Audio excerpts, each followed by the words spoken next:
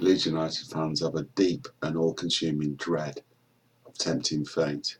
Been too many examples in the past where it's all gone wrong, just as we're expecting it to all go right. But the last couple of weeks, at the risk of tempting fate, have been extraordinarily good for us. Out of the top 10, only West Brom, Preston and us actually pulled home the 3 points.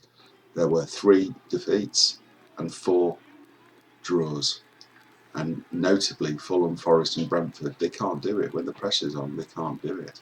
And we sometimes worry needlessly about our own problems. Stack of chances again, 18, 5 on target. And they're all really good chances. The normal slagging off of Bamford, and he really does suffer. He does suffer when he doesn't get the goals that we need.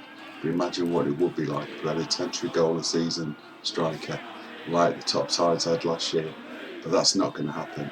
Augustine, he's in the same mode as Bamford. He's only going to do the same. Didn't get a chance yesterday, but he will contribute. He does give us an option when Bamford's not available, and thankfully we're getting the goals from elsewhere. So Alien last week and this week, little magician Pablo Hernandez did the business, laid all those fears to rest for yesterday, and we're in a really strong position. So we've now got a nice 5-point cushion against over Fulham, 6 on the teams beneath. We know we had it in our grasp. The difference is this year it's the teams beneath us. Last year we had Sheffield United doggedly tracking us all the way through, running us down in a way that we don't like. And they were level with us on points, but at significantly better goal difference. This year they're 5 behind, and that is really the difference. When you look at it, we've got quite a gap opening, and it's staying there. There was a period when they were all hunting us down, so a couple of weeks ago they were level on points, but as I said, they never got past us. And now it's looking increasingly likely they won't this time either. And if you look at last year, 2 big movers at the end. There were Sheffield United and Villa. Villa came from nowhere to snatch a playoff place and ultimately promotion.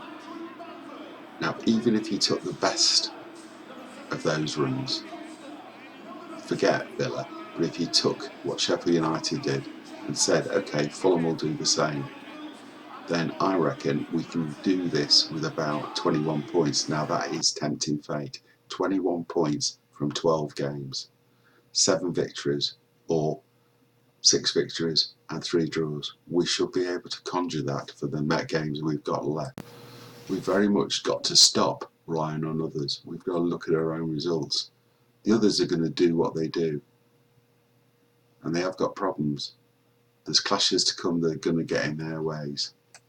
So it's a big game, big week coming up now for us.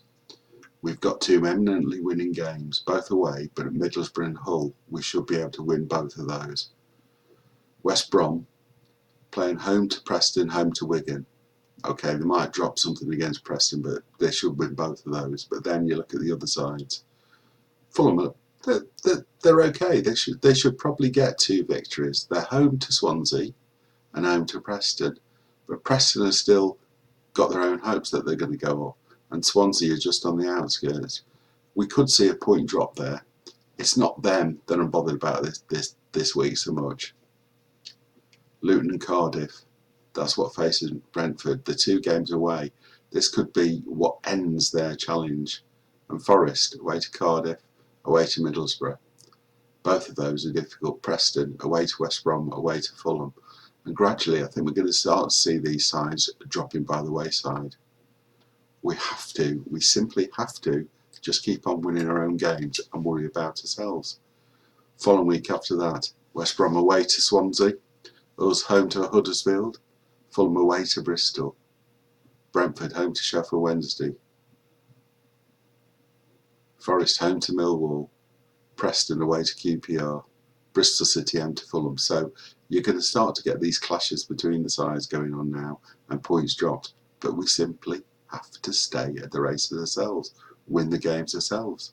So if we can simply match our opponents now in this 12-match season that we have left, then we've done it. And that's all there is to it.